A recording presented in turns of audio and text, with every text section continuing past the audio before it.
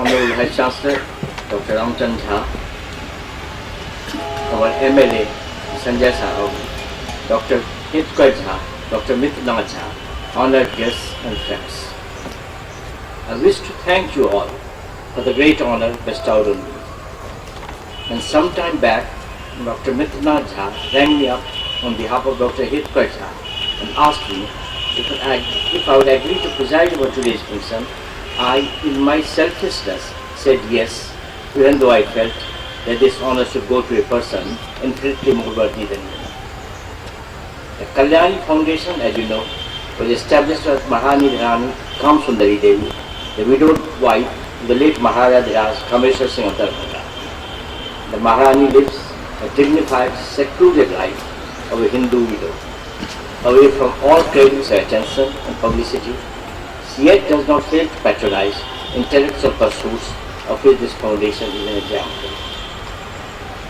If we travel through the vast estate of the late Maharaja, we will find that within it are located two universities, the Kameshwar Singh Darbhanga Sanskrit University and the L.N. Mithila University. Do not go away with the impression that the Darbhanga Raj cared only for higher education. Within the campus, there is a high school too, where children pursue their studies before they qualify for admission to university. And Darbhanga is not the only place where the Maharaja gave away large donations. Even before the two universities were established at Darbhanga, he gave large donations to universities at Patna, Banaras, Allahabad and Calcutta, among others. Patronage of intellectual pursuits comes but easy to the rulers of Mithila. I will repeat it. Patronage of intellectual pursuits comes but easy to the rulers of Mithila. Ganga बहती जनिक दक्षिण दिश पूर्व कोश की धारा, पश्चिम बहती गंडकी उत्तर हिमवत one Vistara, कमला त्रिजुगा अमृता धिमरा बागमती कृतसारा, मध्य बहती लक्ष्मणापुर से Mithila विद्यागारा. In four beautiful lines, the famous poet Chanda Jha has sought not only to define the geographical boundaries of Mithila, but had also alluded to her intellectual dimensions. Sometimes, under different contexts, people ask me where I hail from, and I say Mithila. When they ask me where it is situated, I say that it indeed has no place in modern maps. But if they could imagine a map of India as it existed at the time of Ramayana or the Mahabharata, they would find Mithila occupying a very significant place in it. The story of the Ramayana cannot indeed proceed without the conception of Mithila. In pre-Vedic times too, it was well populated by a number of tribes belonging to two groups, the Kirats in the north and the Kolas in the south. They lived by fishing and hunting in forests and on marshy lands.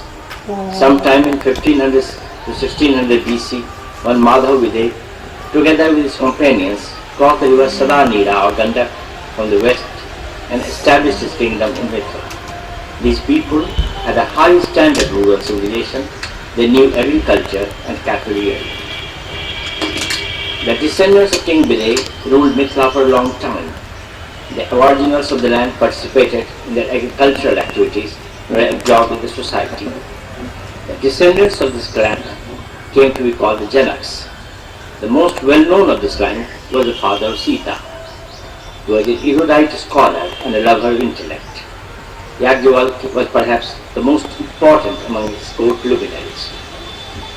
Mithila has been a land of deep learning, where kings have tried to carve out a niche for themselves in the field of learning rather than in the battlefield.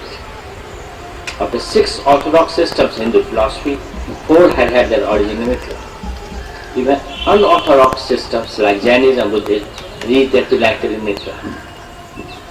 And the settlement of the Aryan people in the south. One of the rulers of the settlements was Vishal, and his capital came to be known as Vaishali, the famous Buddhist site. The territory was later annexed and merged with the kingdom Videh. The dynasty of Videh is believed to have ended in the 6th or 7th century BC. After the decline of fallen monarchy in Mithila, a number of republican states emerged. Many of these people were immigrants. They were mainly traders and merchants. They did not have much interest in religion and philosophy. They were very different from Vedas. Vaishali became a great center of Jainism and Buddhism. The teachings of the Jains and Buddhists were very different from that of Brahmanism in the north. This led to a clash between the two. The clash was verbal, not physical, leading in turn to the development of a sound and scientific system of debate. The Federal Republic of Vaishali lost its independence to the Magadh ruler as Ajatasattu,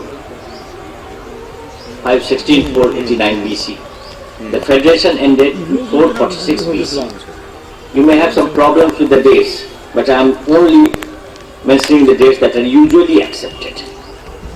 The federation ended in 446 BC, but its constituents, especially the Lichavi Sangh, survived for long, but only under the sovereignty of Magadh.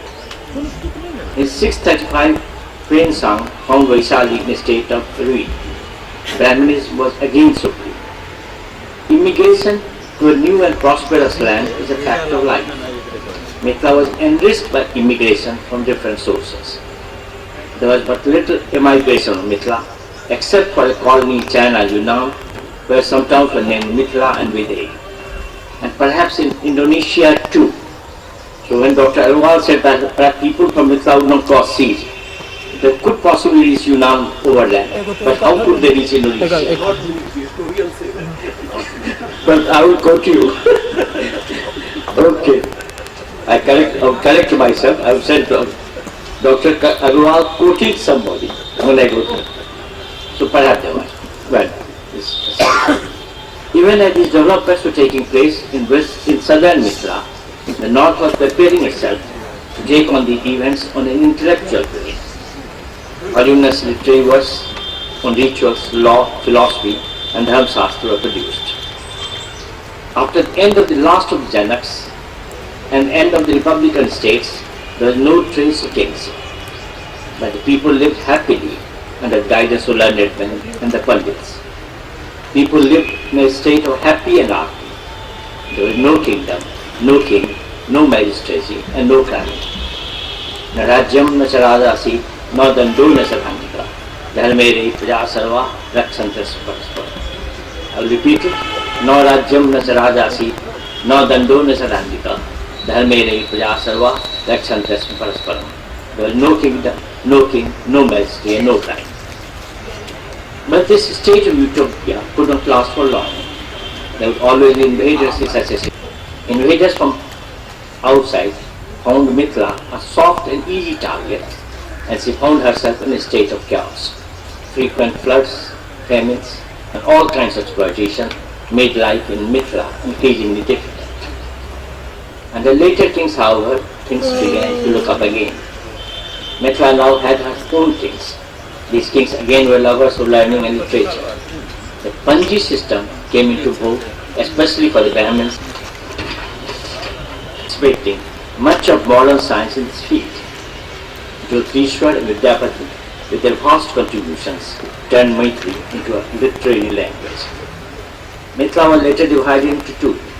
A part of it went to Nepal, while the rest remained in India. In the discussion that follows, we would confine ourselves to the Indian part of Mithila. Mithila was lucky in one respect. It was relatively free from Muslim invasions for some time. Even after the whole of India had passed under Muslim rule, Mithila continued under Kshatri Hindu rule for at least a century. Literature continued to flourish, as did philosophical debates. This did not last long, and Muslim rule was imposed on Mithila too. But even this rule appears to have been rather more benign than elsewhere. People, however, were frightened of Muslim rule. Whenever a Muslim ruler would conquer a territory, he would first concentrate on destroying the idols of the deities. Mithila never appeared to have possessed great architectural marvels, perhaps because no architecture could survive for long in presence of the all-pervading moisture. But the Hindus must worship their gods. They had relatively small temples with relatively small idols. Every other day we read in newspapers about small idols being unearthed. from dry riverbeds or dry ponds. What's the mystery behind these idols? All these idols are more or less of the same vicinity of Mithila. They are found in dry ponds or riverbeds because when threatened, the Hindu worshippers found it easiest to prevent the desecration by Islamic hosts by throwing them in these rivers and ponds. With the passage of time, these rivers and ponds dried up, these idols were discovered. These idols are like time capsules and innumerable ones. Some of them migrated to other states in India like Rajasthan and Madhya Pradesh. Some migrated to other countries. Of the many migrants, I would like to mention one, Kalidas.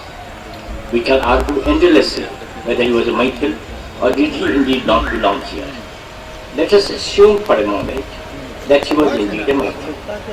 But how do we explain the lack of any evidence of his intellectual activity here? Kalidasas may be born anywhere. But they must find a Raja opposed to support and sustain them. And there was no Raja opposed here in Mithila. In ancient times, kings of Mithila did not fight fratricidal wars. They did not invade any foreign lands either.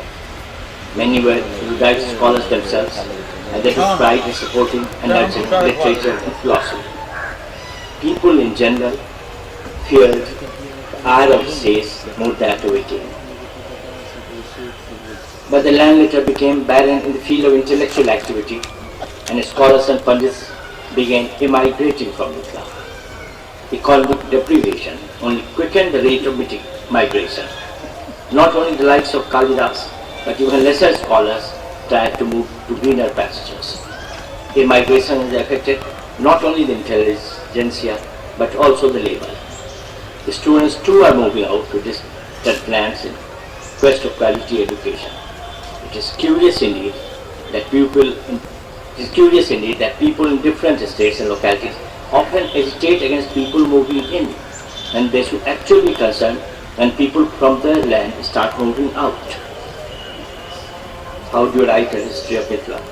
Do you write about her things and exploits, or about her literature and philosophy? Tomes could be written on any of the various aspects of this wonderful land. In the limited time available, I have tried to tantalize rather than illustrate. Before I end, I must acknowledge my debts to Dr. J.C. Jha and the late Dr. J.C. Jha and Dr. Suresh Jha. I have drawn rather liberally from their works. Thank you once again.